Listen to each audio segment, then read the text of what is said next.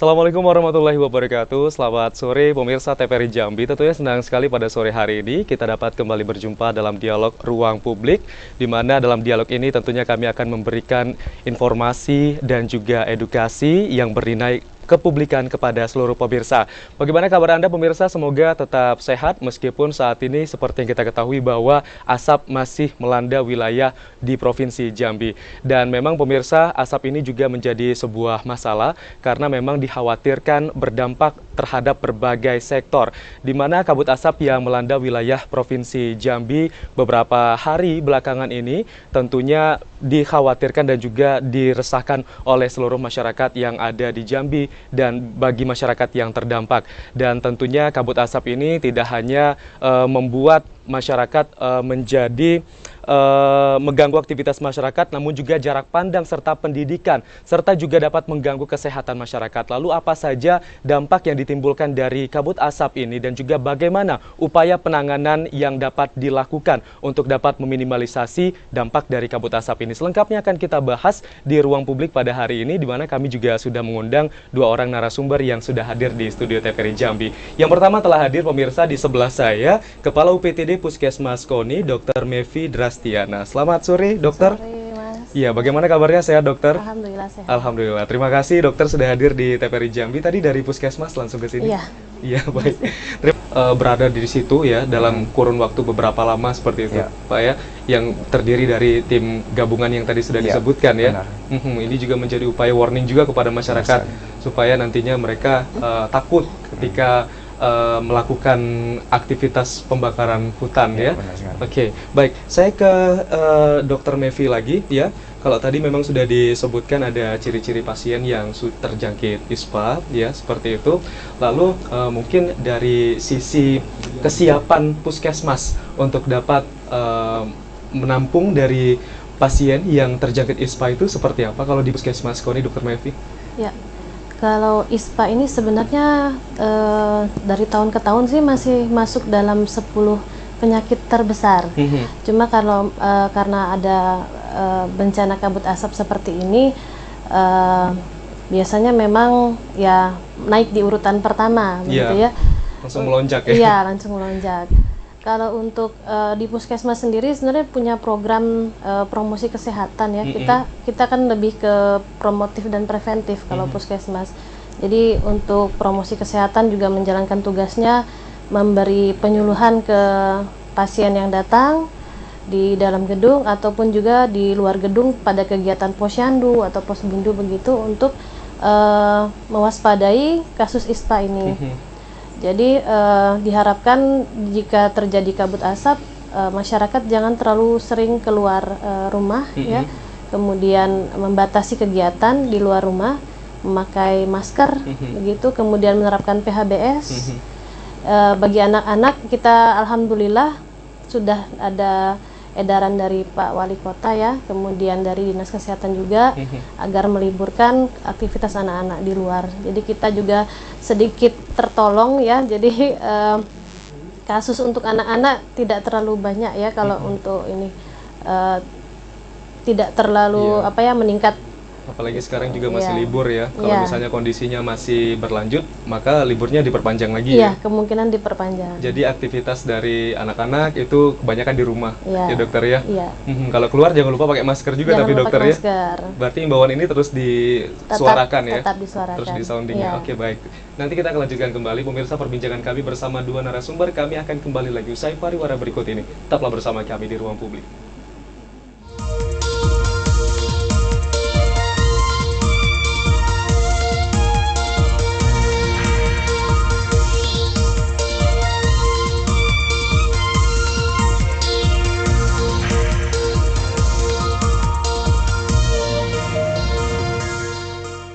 Terima kasih pemirsa, Anda masih bersama kami di Ruang Publik dan kita masih membahas tema dampak kabut asap. Untuk Anda yang ingin bergabung bersama kami, silakan bisa menghubungi di 0741663385 atau di 0811743333. Baik, saya ke Pak Andre kembali. Tadi sudah dijelaskan bahwa memang sudah disiapkan untuk penanganan pencegahan jalur darat itu ada 59 posko yang disiapkan di 6 kabupaten ya Pak Andre ya. Nah, Kalau untuk pencegahan dan juga untuk penanganan jalur udara, seperti apa yang dilakukan oleh BPBD dan juga bagaimana dengan bantuan transportasi untuk dapat melakukan upaya pemadaman karhutla di Jambi, Pak Andre? Baik, Mas. Tadi kita sudah bicara terkait dengan penanganan di personil darat. Nah, ini kita terkait dengan udara. Alhamdulillah Provinsi Jambi itu ada posko udara yang terletak di belum lama. Itu memang kita setelah penetapan status, kita melalui surat gubernur kita meminta permohonan bantuan heli, baik itu heli patroli maupun heli waterbombing. Dan di tahun 2023 ini di awal dulu kita mendapatkan bantuan 2 heli patroli dan 3 heli waterbombing. Namun sampai bulan Oktober ini yang standby di posko udara itu ada 2 heli patroli dan 2 heli waterbombing. Satunya itu digeser ke Kalimantan karena memang posisinya di Kalimantan Barat kalau salah itu lagi urgent juga ya. Jadi melalui heli patroli kita laksanakan patroli berdasarkan hotspot yang disampaikan oleh BMKG. Itu ditindaklanjuti dengan pelaksanaan patroli.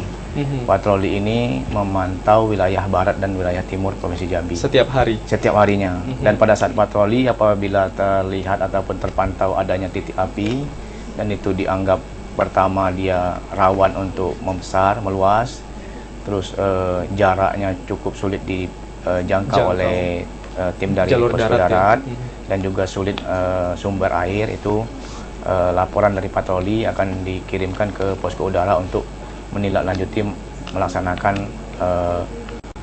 waterbombing. Jadi pelaksanaan waterbombing ini dilaksanakan berdasarkan tadi laporan patroli dan juga laporan dari tim darat, Mas. Kalau pada saat tim darat itu susah untuk menyampaikan tadi ya, bahwa di sana sulit untuk dijangkau, sumber air minim, dan itu wilayah-wilayah gambut, karena memang kita prioritas wilayah gambut dulu. Kalau wilayah gambut ini lebih prioritas karena dia cukup rawan, karena memang kita kelihatannya di atas sudah padam tapi di bawah masih merambat ya? Merambat. Nah, itu kita laksanakan pelaksanaan waterbombing. Dan kalau ini untuk patroli ini mulainya dari jam berapa? Patroli itu biasanya dari jam 9 pagi. 9 itu ya? Ada 2 wilayah, ada 2 pelaksanaan, wilayah barat dan wilayah timur. Nah, juga kita masing-masing posko tadi itu dibekali alat komunikasi yang terkoneksi langsung di posko udara. Artinya melalui HT ini, Mas, ada HT, kita diberikan langsung alat bawa komunikasi standby juga ya, Pak Andre, kita standby ya? HT ini HT ini diberikan kepada seluruh personil yang di darat, dan juga perwakilan-perwakilan dari TNI Polri, dari dan Ramil, dan juga Dandim di masing-masing daerah, itu melaporkan kondisi terkait dengan kondisi wilayah yang memang sulit dijangkau dan membutuhkan bantuan patroli, bantuan waterbombing. Nah, itu langsung dikirimkan ke posko udara, langsung ditindaklanjuti dengan operasi waterbombing.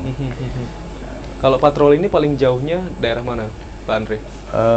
Patroli ini dilaksanakan biasanya itu 1 kali penerbangan itu 3 jam. Jadi mulai dari posko udara itu ke wilayah barat, ke Tanjab Timur, Tanjab Barat, bisa sampai ke Saralangun, Merangin pun sampai wilayah patrolinya. Dan paling ujung Tebo berbatasan langsung dengan Provinsi Riau, itu Bukit 30, itu termasuk di wilayah patroli kita. Kalau untuk hari ini ada laporankah dari patroli yang sudah dilaksanakan? Kalau hari ini, karena memang hari ini di beberapa wilayah itu alhamdulillah sudah terjadi hujan. Jadi memang sedikit membantu ya? Sedikit membantu, dan laporan terkait dengan kejadian pada saat patroli ini belum ada pada saat kegiatan patroli. Tapi memang kejadian di beberapa titik hari ini tadi kami mendengar dari laporan dari posko darat itu di daerah Muaro Jambi, di Sponjen, dan di daerah Batanghari itu sekarang teman-teman sedang melaksanakan pemadaman. Tapi di Batanghari pada saat melaksanakan pemadaman berlangsung hujan, jadi alhamdulillah terbantu juga ya. Baik, nanti kita akan sambung kembali, kita akan sapa penelpon yang bergabung. Selamat sore. Halo, selamat sore. Halo, selamat sore. Halo, selamat sore. Ya, masih kita. Ya, Pak Yudi dari Telana ya, Pak ya? Ya, terima kasih, bukan? Ya, silakan Pak Yudi, apa yang mau disampaikan? Ya, sebenarnya saya ingin menyampaikan masalah kabut asap ya, karhutlah maupun titik panas, titik api ini. Iya. Tadi kan sudah diakui oleh Bapak dari BPBD ini. Penyebabnya kan jelas itu sudah. Pemerintah kan harus tahu bahwasanya 99% human error. Manusia. Terutama manusia yang biasa membuka lahan, Mbak. Jadi jangan dikambing hitamkan ada El Nino, panas berkepanjangan, ekstrim, tidak bisa itu. Kenyataannya bahwa kalau kita lihat pemerintah itu bukan main timnya, tim tum segala macam dibentuk dari udara, dari darat, ada peduli api. Nah itu upaya untuk memerangi api saja yang mampu pemerintah ini, termasuk Bapak narasumber ini. Tapi nyatanya pencegahannya itu minim, Pak. Bayangkan datanya tadi. Dari tahun ke tahun itu kita menghadapi ulang tahun nih, ulang tahun api namanya.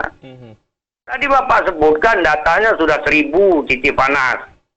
Di atas lebih. Bahkan apa namanya itu karhutlah yang terbakar itu sudah 1000 lebih. Jadi ulang tahun yang keberapa kita ini tahun ini? Nah maksud saya pencegahan itu pengertiannya karena tadi diakui bahwa 99% ulah manusia, terutama kebiasaan membakar muka lahan, semua kabupaten kota, itu pemerintah harus hadir, Pak, memprogramkan untuk membantu para orang pembakar hutan muka lahan itu dengan membantu alat berat, Pak. Mereka itu kalau 1 hektar itu hampir 3 juta, Pak, kalau sewa alat. Harusnya pemerintah hadir ke situ. Kalau titik-titiknya orang bakar itu masa nggak tahu sih Bapak datanya? Ya, baik. Masih ada di Tebo itu berapa orang yang bakar muka lahan. Nah ini pihak pertanian, perkebunan tuh hadir tahun 2024 nanti. Baik Pak Yudi. Tuh dia kalau nggak dibantu pakai korek api aja dia bakar. Jadi menurut saya pemerintah hanya mampu untuk memadamkan api, menghabiskan uang dari udara, dari darat. Tapi pencegahannya tidak ada. Tolong pencegahan di 2024 ini dilaksanakan. Dibantu orang bakar hutan itu muka laju dengan alat pertanian, Pak. Baik. Dianggarkan. Baik Pak Yudi. Kalau tidak dia bakar lagi terus 2024 nanti titik api kebakar hutan tambah lagi gitu. Baik. Berarti ada program pencegahan yang memang harus signifikan dilakukan ya Pak Yudi ya. Ya baik, terima kasih Pak Yudi dari Telane sudah bergabung bersama kami. Baik, mungkin langsung ditanggapi sama Pak Andre terkait dengan upaya pencegahan supaya kabut asap dan juga karhutla itu tidak terus berulang terjadi di Provinsi Jambi. Seperti statement dari Pak Yudi tadi bahwa ulang tahun api setiap tahunnya memang terus terjadi. Nah, tadi sedikit Bapak sudah menjelaskan Pak ya terkait dengan pencegahan termasuk juga pendirian posko seperti itu. Mungkin bisa disambung kembali Pak Andre, silakan. Mungkin itu tadi yang saya sampaikan di awal Mas, memang kita lebih fokus kepada upaya pencegahan. Upaya pencegahan tadi lebih ke sebelum terjadinya kebakaran, karena memang betul kata Pak Yudi tadi kalau udah kejadian kebakaran itu pelaksanaan waterbombing, pemadaman itu memang kami akui memerlukan biaya yang tidak sedikit. Jadi kalau upaya pencegahan kita tempatkan personil-personil, dan ini kalau by data kita udah lakukan pendataan dari mulai 2019, 2020 sampai 2023 dengan adanya upaya-upaya pencegahan penempatan personil di awal tadi di bulan Maret tadi, di bulan April itu kita sudah penempatan personil. Sekarang sudah hampir 90 hari pasukan itu ditempatkan di posko yang ada 59 tadi. Artinya kalau dilihat data itu di mana proses pelaksanaan pencegahan ini jauh sekali turunnya. Memang masih terjadi kebakaran, tapi tadi saya sampaikan 1055 itu jika dibandingkan dengan 2019 itu 0,64%. Kita artinya upaya yang telah dilaksanakan itu setelah berhasil. Namun memang benar tadi yang disampaikan Pak Yudi tadi, kami juga di sini salah satunya disampaikan dari bahan paparan ini juga disampaikan ada pemerintah memfasilitasi penyediaan alat berat bagi pembuka lahan. Dan ini programnya ada di Dinas Perkebunan. Itu realisasinya kapan, Pak? Itu sudah dilaksanakan di 2023 ini, Mas. Cuman memang itu kan anggarannya cukup besar, tapi sudah dilaksanakan itu melalui Dinas Perkebunan Provinsi Jambi. Programnya itu adalah pembukaan lahan tanpa bakar. Nah, kalau terkait dengan data detail mungkin nanti kita bisa koordinasi dengan Dinas Perkebunan Provinsi Jambi. Tapi upaya-upaya telah kita laksanakan. Dan memang lebih melalui Rakornas Penanggulangan Bencana juga Bapak Presiden menyampaikan bahwa upaya yang harus dilakukan oleh pemerintah provinsi dan kabupaten adalah upaya pencegahan. Karena memang tadi masyarakat itu mendapatkan sosialisasi dan edukasi terkait dengan larangan membuka lahan tanpa bakar, dan juga kalau itu memang dilaksanakan oleh masyarakat, kita laksanakan lagi dengan penaatan hukum, penegakan hukum dengan penyelidikan dan juga penetapan tersangka terkait dengan bakaran tersebut. Karena lebih baik mencegah daripada menangani dengan biaya yang cukup banyak ya, besar, ya, Pak Andre ya. Baik, sosialisasi itu juga penting dilakukan. Saya ke Dokter Mevi. Nah, kalau terkait dengan sosialisasi kepada masyarakat supaya masyarakat juga bisa dapat meminimalisasi dampak dari kabut asap ini yang sudah dilakukan oleh Puskesmas KONI, apa saja, Dokter? Seperti yang sebelumnya saya bicarakan tadi, promosi kesehatan kita berjalan di dalam gedung dan di luar gedung. Jadi untuk pasien-pasien yang berkunjung, kita tetap menganjurkan memakai masker. Kemudian yang di luar gedung itu kegiatan-kegiatan seperti tadi, posbindu, posyandu, kemudian pertemuan dengan kelurahan, masyarakat, itu juga kita sampaikan bahwa dalam kondisi seperti ini masyarakat lebih baik mencegah dengan, yaitu tadi salah satunya memakai masker, mengurangi aktivitas di luar, kemudian perbanyak minum air putih juga, begitu. Itu penting ya. Ya. Nah, dokter, ketika ada pasien yang mungkin terindikasi ataupun dicurigai menderita ISPA seperti itu, lalu penanganan yang dilakukan oleh Puskesmas KONI itu seperti apa, dokter, terhadap pasien tadi? Kita ikutin alur pelayanan yang ada ya, jadi tetap pasien dilayani masuk ke poliklinik kalau dalam kondisi yang tidak gawat darurat begitu ya. Jadi tetap diterima masuk ke dalam poliklinik, diperiksa oleh dokter, kemudian akan diberikan edukasi juga, diberikan pengobatan, kemudian nanti dapat juga pengobatan yang adekuat lah dari puskesmas. Kalau misalnya dia ada gejala yang ke arah kegawat daruratan, maka kita tangani di UGD. Kalaupun perlu untuk dirujuk, ya akan kami rujuk ke rumah sakit yang lebih lanjut. Tapi hingga saat ini belum ditemukan ya? Alhamdulillah belum sampai ada yang merujuk begitu. Kebanyakan yang datang hanya berobat jalan saja. Berobat jalan ya, berarti masih dengan indikasi batuk gitu ya? Masih ringan. Masih ringan ya, sesak napas berat belum ada belum ya? ada. Semoga memang tidak ada ya, dokter ya. Baik, nanti kita akan lanjutkan kembali pemirsa perbincangan kami. Tetaplah bersama kami di Ruang Publik.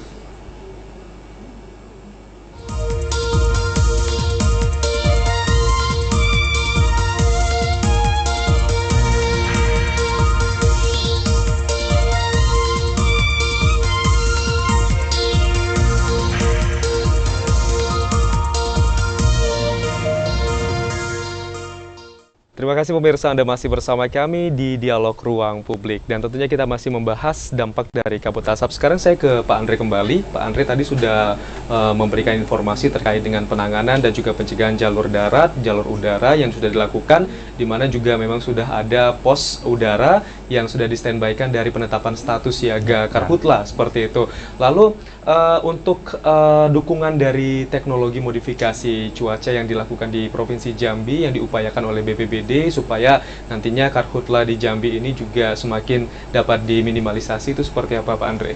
Baik, Mas, terkait dengan upaya penanganan kebakaran hutan dan lahan melalui pelaksanaan TMC ini di Provinsi Jambi, kegiatan TMC ini sudah dilaksanakan 3 kali. Yang pertama itu, periode pertama itu 4 Mei sampai dengan 6 Juni, itu sudah dilaksanakan 14 sorti dengan jumlah bahan semai sebanyak 11.200 kg, di mana wilayah semainya Kabupaten Muaro Jambi, Tanjung Jabung Barat, Tanjung Jabung Timur, Batanghari, Tebo. Dan ini pelaksananya itu merupakan hasil inisiasi dari perusahaan Sinarmas bekerja sama dengan BRIN, Badan Riset Inovasi. Nah, selanjutnya di periode kedua itu ada 16 Agustus sampai dengan 21 Agustus 2023 sebanyak 24 sorti bahan semainya sebanyak 12.000 kg itu di wilayah Muara Jambi, Tanjung Jabung Barat, Tanjung Jabung Timur, Batanghari, Tebo, dan Sarolangun. Dan ini pelaksanaan kegiatan dari BNPB itu setelah kunjungan Bapak Kepala BNPB ke Provinsi Jambi itu ditindaklanjuti dengan pelaksanaan TMC. Nah, menindaklanjuti dengan tingginya angka karhutla dan juga kabut asap. Ini periode yang terbaru ini 3 Oktober sampai 7 Oktober yang lalu, barusan minggu lalu itu dilaksanakan 4 sorti. Itu bahan semai sebanyak 6.000 liter. Nah, ini berbeda dengan yang sebelumnya dengan menggunakan garam, ini menggunakan cairan. Jadi 6.000 liter itu di wilayah Tanjab Timur, Tanjab Barat, Muara Jambi, Merangin, Bungo, dan Batanghari. Ini juga dilaksanakan oleh BNPB. Mungkin faktor hujan yang hari ini mungkin ada faktor juga termasuk dari TMC karena memang baru berakhir kemarin. Nah, itu kami laksanakan. Baik, sebelumnya untuk tingkat keberhasilannya seperti apa? Berarti ada beberapa kali hujan, itu juga merupakan salah satu keberhasilan dari TMC kah? Ya, kalau kita lihat di periode pertama dan periode kedua itu karena memang awan yang masih terbentuk, jadi memang TMC ini setahu kami dari yang disampaikan oleh rekan-rekan pelaksana itu tidak bisa juga dilaksanakan kalau tidak ada bentukan awan. Jadi memang mereka awan yang sudah terbentuk, maka mereka laksanakan penyemaian tadi. Dan di periode pertama dan kedua ini pada saat pelaksanaan TMC berlangsung itu memang terjadi hujan di beberapa titik. Nah, yang ketiga ini pada saat dari tanggal 3 sampai 7 memang belum ada kejadian hujan hari ini. Nah, hari ini juga kami juga belum mendapat laporan apakah ini dari TMC atau memang hujan alami. Tapi mudah-mudahan ini merupakan hujan alami. Hujan alami atau juga bisa proses TMC yang dilaksanakan beberapa hari berhasil ya. Ada prioritas daerah nggak untuk pelaksanaan TMC ini dan juga kedepannya masih ada lagi nggak kira-kira rencana untuk dapat membuat TMC lagi di Jambi? Kalau TMC kita ini sudah 2 kali bantuan dari BNPB. Ini kan juga berdasarkan usulan yang kita minta dari Pak Gubernur kepada Kepala BNPB. Kalau wilayah-wilayah ini memang lebih diprioritaskan ke wilayah-wilayah yang berbahan lahannya gambut. Lahan gambut ya? Iya. Berarti lahan mineral juga, cuman tidak terlalu diprioritaskan? Iya, lebih banyak ke kayak Kabupaten Muara Jambi, Tanjung Jabung Barat, Tanjung Timur kan bukan materialnya lebih banyak gambut. Ya? Tapi ya kita tidak bisa, ini kan juga melihat dia dari luasan kebakaran juga gitu menjadi prioritas untuk pelaksanaan TMC-nya. Kalau untuk personilnya gimana untuk melakukan TMC ini? Personilnya langsung dari pusat langsung, Pak. Dari pusat langsung, berarti BPBD cuma mensupport saja? Mensupport, mereka melaksanakan itu di posko udara. Jadi kita di posko udara itu tim dari heli patroli, heli bombing, dan juga rekan-rekan dari TMC itu berkantornya di sana dan melaksanakan kegiatan dimulai di sana. Selama melakukan TMC ada kendala nggak, Pak? Kalau kendala, saya rasa nggak ada ya kawan-kawan tuh pelaksanaannya dari mulai periode 1, 2, dan 3 itu pelaksanaannya lancar, tidak ada kendala. Cuman tadi yang saya sampaikan kendalanya adalah jika tidak ada awan yang terbentuk, jadi mereka penyemaian agak sulit. Jadi kan mereka kan memang menjatuhkan garamnya setahu saya itu di awan-awan yang sudah terbentuk tadi. Jadi jatuhnya kayak posisi awan ini akan turun hujan, dipercepat lah proses dengan adanya TMC ini, jadi hujannya lebih cepat turun gitu ya. Waktu idealnya biasanya dari jam berapa? Biasanya dia dari jam 10 sebelum setengah hari, jam 10 sampai jam 12, 2 jam. Berarti masih di pagi hari ya, pagi sampai setengah hari ya? Kalau berhasil sore harinya terjadi hujan. Oke, baik. Semoga nanti TMC ini berhasil dan tadi juga merupakan salah satu keberhasilan TMC, tapi tinggal nunggu laporan aja Pak Andre ya? Yang mudah-mudahan itu merupakan hasil dari TMC. Baik, kita lihat nanti laporannya seperti apa Pak Andre. Baik, saya ke Dr. Mevi kembali. Dr. Mevi, terkait dengan kesiapan alat kesehatan dan juga kebutuhan farmasi yang ada di Puskesmas Koni itu seperti apa untuk mendukung dari pengobatan masyarakat yang terjangkit ISPA, dokter? Ya, untuk pengobatan sendiri otomatis jika ada kenaikan jumlah pasien, ada kenaikan juga jumlah pengeluaran obat-obatan, terutama obat-obatan yang untuk pengobatan paru-paru ya, batuk atau pilek ya. Jadi juga jadi biaya lagi gitu ya, penambahan biaya lagi. Kemudian untuk masker kami biasa juga kalau di puskesmas untuk pasien-pasien yang dengan gejala batuk yang tidak memakai masker itu masker akan kita berikan. Diberikan secara Iya, gratis ya, secara dokter, ya? gratis di loket pendaftaran. Mhm. Karena juga kita mencegah penularan ya dari pasien ke petugas juga begitu ya. Jadi lebih baik mencegah dari awal. Pasien dengan gejala batuk pilek diwajibkan memakai masker begitu. Kemudian untuk kalau kami lebih apa ya, untuk upaya pencegahan lah yang penting. Jangan sampai nanti terjadi sakit yang berat sehingga kita mengeluarkan banyak biaya begitu. Jadi yang paling murah yaitu memakai masker tadi. Satu lagi mungkin ada salah satu cara untuk mencegah dengan cara cuci hidung. Bisa. Ya, ada dulu pernah diangkat oleh salah satu sejawat saya juga di Puskesmas. Kalau ini kita ingin menjaga kebersihan hidung ya, kan hidung jalan masuk udara ya, jadi rajin cuci hidung itu juga lebih bagus ya untuk mengeluarkan kotoran dari udara yang masuk. Gitu. Caranya cuci hidungnya airnya ya, dimasukin gitu ya? Atau gimana? Biasanya kalau ada larutan NaCl namanya ya, larutan garam fisiologis, itu kita pakai dengan menggunakan bantuan spet ya, spet alat suntik itu. Nanti cairannya nanti kita semprotkan lewat salah satu lubang hidung. Nanti keluar lewat lubang hidung sebelahnya. Ya, itu dilakukan 2 kali sehari. Cukup efektif sih mencegah partikel yang masuk begitu. Nah, dan itu bisa dilakukan siapa saja, bisa. dokter ya? Jika tidak ada larutan garam fisiologis, bisa dengan garam biasa bisa. Dibuatkan larutan air garam. Garam dapur? Iya, bisa. Oh, bisa ya. Bisa. Nanti ada takarannya itu. Ya, nanti untuk membersihkan hidung. Jadi mencegah jangan sampai terjadi ISPA pada anak-anak ataupun dewasa. Nah, sebenarnya fungsi NaCl itu untuk apa, dokter? Membersihkan. Memang untuk membersihkan ya berarti ya? Iya, dia kan larutan garam netral ya. Kalaupun terhisap, terhirup atau tertelan juga tidak masalah. Ya. Tapi harus menggunakan air yang bersih juga ya, dokter ya? Ya, air yang bersih. Itu yang penting juga ya. Nah, jadi itu lebih ke pencegahan kalau saya. Kalau untuk pengobatan kita tidak berharap adanya penyakit yang lebih berat lagi sehingga memakan biaya yang besar. Jadi tidak harus sampai dirujuk lah ke rumah sakit begitu karena kabut asap ini. Iya, gitu. baik. Ada bantuan nggak dari instansi lain seperti dari provinsi mungkin atau dari kota? Untuk saat ini kami obat-obatan masih melalui Dinas Kesehatan Kota. Alhamdulillah masih dalam jumlah yang cukup. Cukup ya. Kalau untuk masker juga masih cukup ya. Kalau untuk oksigen gimana, dokter? Oksigen ada di Puskesmas tersedia. Karena belum ada pasien yang dirujuk dengan gejala berat, maka memang belum terpakai begitu. Baik, tapi tetap di standby ada kan, ya? Setiap puskesmas harus tersedia oksigen, kemudian harus tersedia obat-obatan yang memadai. Ya, SOP-nya seperti itu ya, Dokter Mevi ya. Baik, saya ke Pak Andre lagi nih, Pak Andre.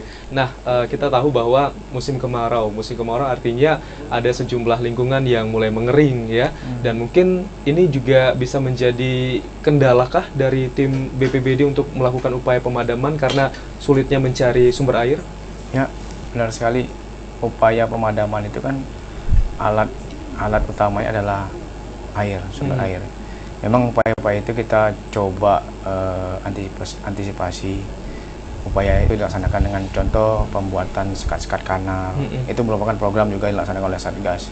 Pembangunan embung-embung yang ada di sekitaran wilayah perusahaan. Jadi kita memang kita laksanakan himbauan kepada perusahaan-perusahaan yang bergerak di perkebunan maupun kehutanan itu melengkapi dengan fasilitas-fasilitas pendukung untuk karhutla. Baik itu dari segi peralatan, personil mereka, regu pemadam kebakaran, mereka juga harus melaksanakan pembentukan masyarakat peduli api yang seperti yang Pak Yudi tadi, di wilayah mereka bentuk masyarakat peduli api, relawan-relawan itu salah satunya adalah membentuk embung-embung, di mana embung-embung ini gunanya adalah pada saat kejadian kebakaran, baik itu mau melaksanakan proses pemadaman maupun dari darat ataupun udara, itu ada alat dukungnya berupa air yang akan kita semprotkan. Ada stoknya ya. Jadi himbauan-himbauan ini juga kita laksanakan tidak hanya kepada masyarakat, tapi kepada lintas sektor, kepada perusahaan-perusahaan juga kita laksanakan himbauan. Dan ini rutin kita laksanakan pengecekan. Jadi dari dinas perkebunan dan juga dinas kehutanan itu rutin melaksanakan monitoring dan operasi kepada perusahaan-perusahaan. Dan juga setahu saya di perusahaan perkebunan itu ada semacam sertifikat. Jadi pada saat mereka sudah berkontribusi dan mengikuti memfasilitasi perusahaan yang terkait dengan peralatan, kanal-kanal, terus regu pemadam kebakaran dan juga embung tadi, itu mereka akan mendapatkan sertifikat dan ada nilainya. Jadi semacam reward juga lah untuk perusahaan. Jadi mereka yang melengkapi itu diberikan sertifikat dan dinilai. Nah, itu sudah dilaksanakan oleh Satgas Provinsi Jambi. Baik, dukungan perusahaan juga penting ya, untuk dapat sekali mencegah karhutla ini ya, Pak Andre ya. Iya, karena dalam bencana ini, kalau kami sering menyampaikan bencana ini adalah masalah bersama. Jadi makanya kalau dulu di BPBD ini segitiga ya. Jadi masyarakat, dunia usaha, dan juga pemerintah. Tapi sekarang sudah kita libatkan itu namanya unsurnya pentahelik. Pemerintah, masyarakat, dunia usaha, terus akademisi dan juga media. Artinya media ini merupakan merupakan bagian daripada lintas sektor penanggulangan bencana.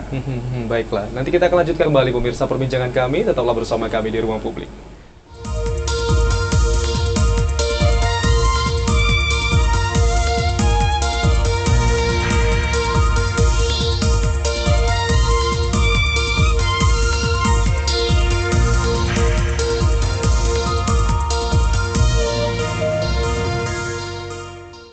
Terima kasih pemirsa, Anda masih bersama kami di Ruang Publik dan kita sudah berada di penghujung acara dan langsung saja kita akan mendengarkan closing statement dari masing-masing narasumber. Kita pertama ke Dr. Mevi terlebih dahulu, mungkin ada himbauan, ajakan kepada masyarakat untuk dapat mencegah ISPA sedini mungkin. Dr. Mevi, silakan. Ya.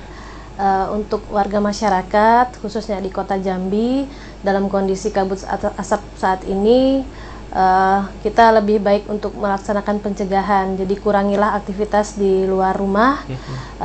Kalau perlu memang di rumah juga kita menutup ya ventilasi kalau misalnya udara memang terlalu banyak masuk ya, atau menggunakan misalnya penyaring udara ya yang bisa mampu menggunakan penyaring udara. Kemudian anak-anak juga harus kita perhatikan, jangan terlalu banyak bermain di luar ruangan. Yang rentan ini adalah anak-anak, bayi, balita, dan juga tadi lupa saya sebutkan ibu hamil ya, yaitu termasuk. Jadi kita semua berupaya dari awal untuk pencegahan, gunakanlah masker bila beraktivitas di luar ruangan, terapkan pola hidup bersih dan sehat ya, jangan lupa minum air putih yang cukup, istirahat yang cukup ya, kemudian kalau memang daya tahan tubuh sedang turun, kita boleh mengkonsumsi vitamin ya, ataupun yang alami dari perbanyak makan buah dan sayur, germas ya gitu. Itu yang penting ya dokter ya. Dan ketika ada gejala-gejala ISPA, gejala ISPA harus segera kita mencari pertolongan berobat ya ke fasilitas kesehatan terdekat. Supaya bisa langsung mendapatkan penanganan ya. Iya.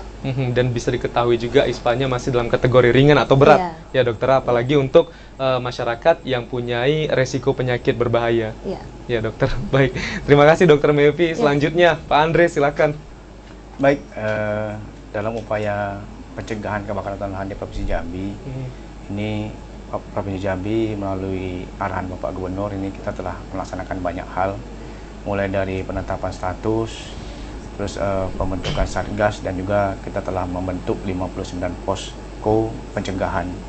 Dan tindak lanjutnya yang kita bisa laksanakan, yang pertama adalah memperkuat koordinasi pemerintah, baik itu dari pemerintah, dunia usaha, dan juga masyarakat. Selanjutnya juga kami melaksanakan meningkatkan sosialisasi, ground check, hotspot, dan juga pelaksanaan patroli. Kami juga melaksanakan upaya-upaya pemadaman, baik itu pemadaman darat dan udara. Selanjutnya telah dilaksanakan juga operasi teknologi modifikasi cuaca, dan juga apabila telah dilaksanakan penyidikan, itu kita juga laksanakan penegakan hukum. Yang terakhir juga pemerintah Provinsi Jambi telah memfasilitasi penyediaan alat berat bagi pembuka lahan. Mudah-mudahan dengan upaya-upaya yang telah dilaksanakan ini sepanjang tahun 2023 ini, upaya yang dilaksanakan itu membuahkan hasil, dan juga tujuan kami yaitu Jambi bebas asap bisa terlaksana. Dan juga kami mohon doa daripada seluruh masyarakat Provinsi Jambi kepada petugas-petugas yang melaksanakan tugas baik itu di lapangan maupun kami yang mengontrol di kantor itu diberikan kemudahan dalam menjalankan aktivitas. Iya, butuh dukungan masyarakat juga ya, supaya upaya-upaya tadi juga dapat berjalan maksimal ya. Baik, terima kasih Bapak Andre Eko Rinjani, Kabid Kedaruratan dan Logistik BPBD Provinsi Jambi. Terima kasih Pak Andre sudah bergabung bersama kami, dan juga Dr. Mevi Drastiana, Kepala UPTD Puskesmas KONI. Terima kasih Dr. Mevi sudah hadir bersama kami, dan pemirsa itu tadi perbincangan kami bersama kedua narasumber yang kita harapkan memang Karhutla di Provinsi Jambi ini tidak semakin meluas, sehingga nantinya juga dapat meminimalisasi dampak yang dapat ditimbulkan dari karhutla tersebut berupa kabut asap, sehingga masyarakat tanpa asap kembali produktif dan juga dapat meningkatkan kesehatan masyarakat, yang kita harapkan juga dengan kerjasama lintas sektor dibantu juga dengan kesadaran dari masyarakat, sehingga kebakaran hutan dan lahan tidak terjadi lagi di Provinsi Jambi, dan pada tahun 2023 ini Jambi segera bebas dari asap, sehingga tahun 2024 nanti juga kasus kebakaran hutan dan lahan dapat diantisipasi bersama. Demikian pemirsa Ruang Publik pada kali ini. Terima kasih atas perhatian dan kebersamaan Anda. Wassalamualaikum warahmatullahi wabarakatuh. Sampai jumpa.